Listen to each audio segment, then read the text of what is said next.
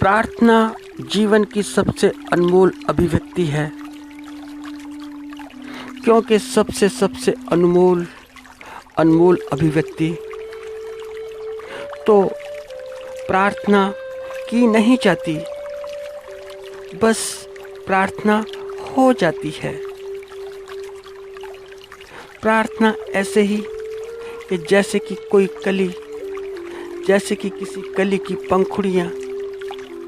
पंखुड़ियाँ स्वाभाविक रूप से खुलती हैं, प्राकृतिक रूप से खुलती हैं, खोलने से नहीं खुलती। अगर तुम कली की पंखुड़ियों को खोलने का प्रयास करते हो तो सारे प्रयास अर्थहीन, क्योंकि कली बड़ी बड़ी नाजुक। तुम एक एक उसकी पंखुड़ी कैसे खोल सकते हो? अगर तुम अपने हाथ से खोलोगे, विधियों से खोलोगे, परंपराओं से खोलोगे तो टूट टूट जाएंगी, सारी बिखर जाएंगी।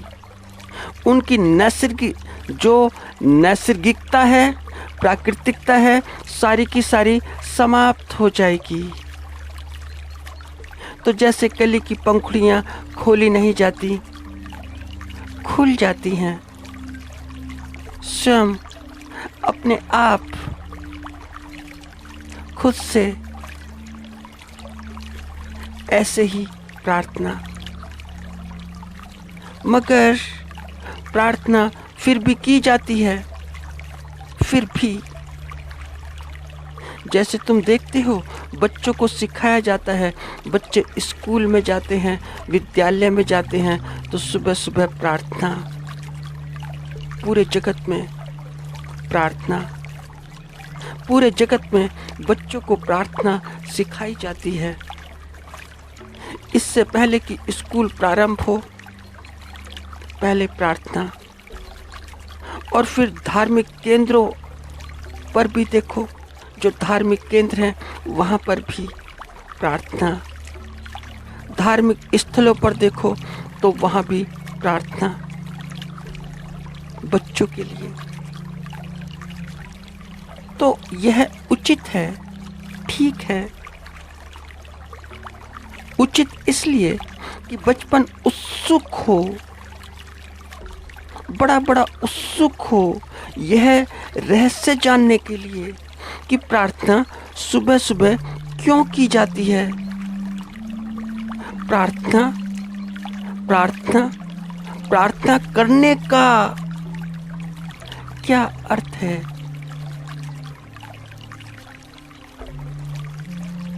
प्रार्थना करने का क्या मतलब है? इस करने का तो बचपन को थोड़ा सा संज्ञान होता है कि प्रार्थना रोज प्रार्थना, रोज एक ही शब्दावली से निर्मित, कैसी भी भाषा शैली हो, कोई भी भाषा शैली हो, वैसी भाषा शैली में प्रार्थना रोज तो बचपन के लिए ठीक, बच्चे के लिए ठीक, और ठीक इसलिए जिज्ञासा के लिए, जिज्ञासा की प्यास के लिए बच्चा विद्यालय जाता है, रोज प्रार्थना करता है। उसे उस प्रार्थना के अर्थ भी मालूम नहीं कि उस प्रार्थना के अर्थ क्या, मगर भविष्य में इसकी संभावना है कि जब वह अपने बचपन की प्रार्थना उसके मन में स्मृत हो तो वह सोचे कि क्या प्रार्थना करते थे, इस प्रार्थना का अर्थ क्या था। तो भविष्य के रहस्योद्घाटन के लिए और भविष्य का रहस्योद्घाटन क्या कि भविष्य में प्रार्थना जब युवा हो जाओ, प्रौढ़ हो जाओ, वृद्ध हो जाओ तो करनी ना पड़े, प्रार्थना करनी ना पड़े, हो जाए हो जाए प्रार्थना, यह करनी ना पड़े, यह फलित हो, स्वयं फलित हो जीवन में। जैसे तुम देखते हो कि कोई छोटा सा पौधा, तुम मानो कि तुम ऐसे समझो कि पीपल का छोटा सा पौधा, तो देखते हो पौधे के चारों तरफ बाड़ सी लगा देते हैं कि कोई पशु आकर लात ना मार दे, कि किसी पशु ने आकर लात मार दी तो पौधा गया, कोई खा ना ले तो बाढ़ चारों तरफ। फिर रोज सींचो, पानी दो, खाद दो, उसकी सुरक्षा की व्यवस्था करो, उचित है। ऐसे ही जैसे बच्चा, ऐसे ही कि जैसे किसी बच्चे का शिक्षा केंद्र में जाना, दैनिक आना जाना, एक आयु तक आना जाना, निश्चित आयु तक, अब शिक्षा समाप्त हुई तो यह शिक्षा उपयोगी होगी, फलित होगी व्यवसाय में, नौकरी में, अनेक अनेक क्षेत्रों में, क्योंकि शिक्षा ले ली। अब विद्यालय जाने की कोई ज़रूरत नहीं, विश्वविद्यालय जाने की कोई आवश्यकता नहीं, सब कुछ ले लिया। मगर ऐसा नहीं कि श्रद्धा नहीं, श्रद्धा है, हाँ श्रद्धा अवश्य है कि वहाँ से सीखा। वे केंद्र थे और जो वे केंद्र थे वहाँ पर वे सिखाने वाले थे। ऐसे ही जैसे पीपल का पौधा पूरा वृक्ष बन गया।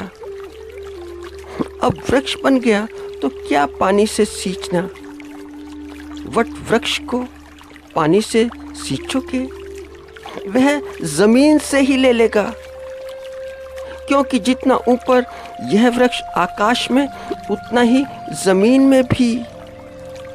अब क्या बाड़ लगानी, कैसी बाड़ लगानी, मगर बाढ़ दिखाई देती है मनुष्य के जीवन में। तुम देखो सारी बाढ़ दिखाई देती हैं धार्मिक स्थलों में, धार्मिक केंद्रों में।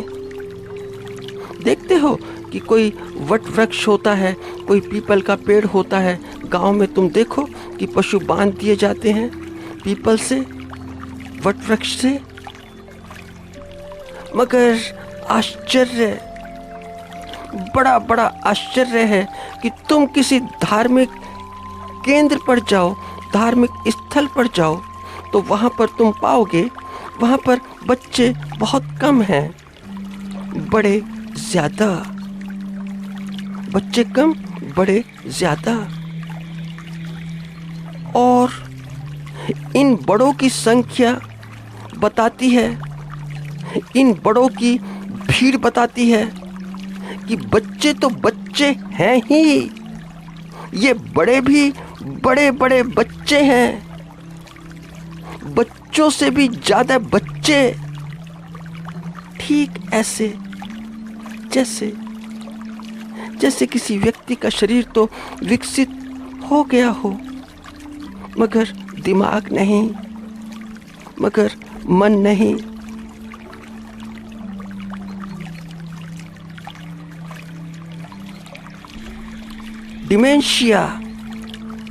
डिमेंशिया हो गया हो।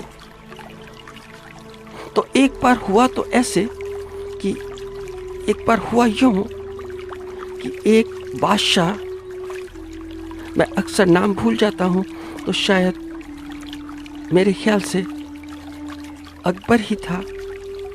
शाम का वक्त, तो शाम की नमाज, तो किसी जंग में होगा, तो जंगें तो होती रहती थीं, वह तब भी होती थीं।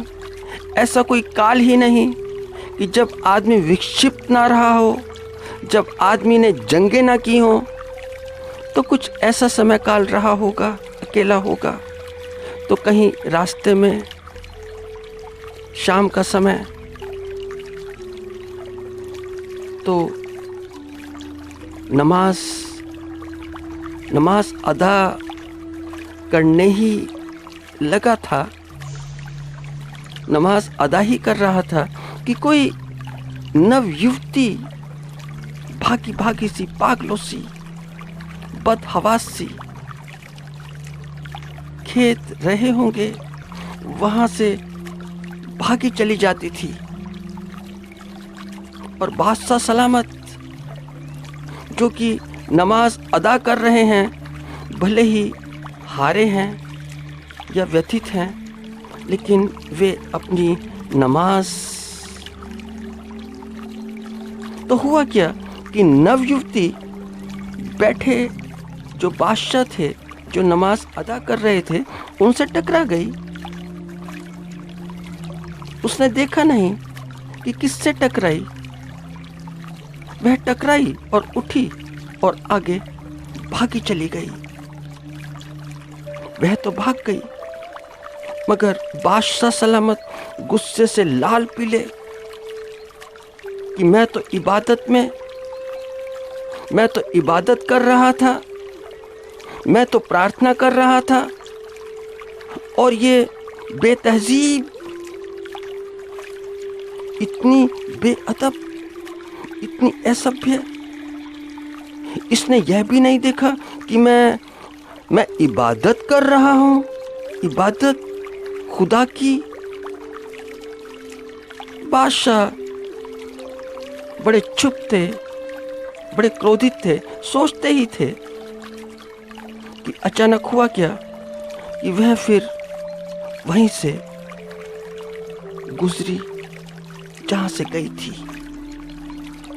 मगर जैसी गई थी वैसी वापस नहीं आई। उसकी चाल ढाल, चेहरा, मोहरा, जिस्म सब उतरा सा था, मुरझाया सा, जैसे कोई मुरझाया फूल। जल्द ही लौटी होगी। तो बादशाह ने बड़े गुस्से से कहा कि गुस्ताख, क्या तुझे अपनी गुस्ताखी की कोई खबर है कि तूने क्या गुस्ताखी की? हम इबादत में थे और टक्कर मार दी हमें, और टक्कर मारकर मुआफ़ी भी नहीं मांगी। मुआफ़ी छोड़ो, देखा भी नहीं कि टक्कर किससे लगी। टक्कर बादशाह सलामत से लगी। बड़ा अच्छा हुआ कि कोई सिपाही नहीं, अगर कोई सिपाही होता तो तू जिंदा ना होती, मर गई होती। तो उस नवयुवती ने जवाब दिया कि हुजूर, प्रेमी से मिलने जाती थी, अब पता नहीं, न जाने अब कब मिले। पास के निकट के गांव में था तो सुध-बुध नहीं थी, मुझे कोई सुध-बुध नहीं थी कि रास्ते में कौन है, क्या है, मैंने क्या देखा, क्या नहीं देखा, होश किसे था। मुझे माफ़ कीजिए, और गलती मेरी ही थी। मगर एक बात तो बताइए, आप तो इबादत में थे, और खुदा की इबादत। बादशाह सलामत, आप तो इबादत कर रहे थे,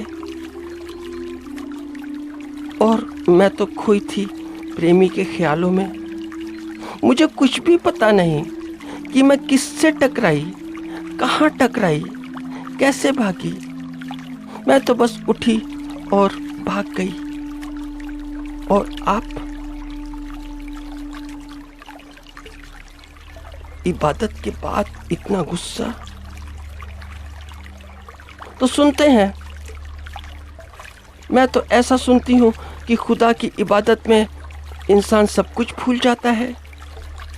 गिरी तो मैं भी, मगर मुझे अपने गिरने का पता नहीं लगा, क्योंकि मैं तो बस अपने प्रेमी से मिलने की धुन में थी। तो मुझे तो अपने प्रेमी से मिलने की धुन, मगर क्या इबादत में आपको अपने खुदा से मिलने की कोई धुन नहीं थी? तो कहते हैं कि बादशाह सलामत बड़े शर्मिंदा हुए, बड़े शर्मिंदा।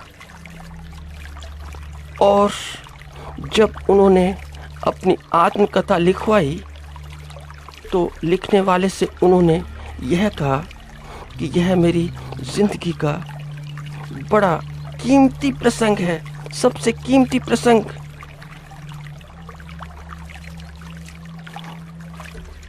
प्रार्थना इतनी सस्ती नहीं कि करने से हो। इतनी सस्ती प्रार्थना नहीं कि करने से प्रार्थना हो जाए। प्रार्थना करने से नहीं होती, क्योंकि प्रार्थना रटी रटाई भाषा नहीं,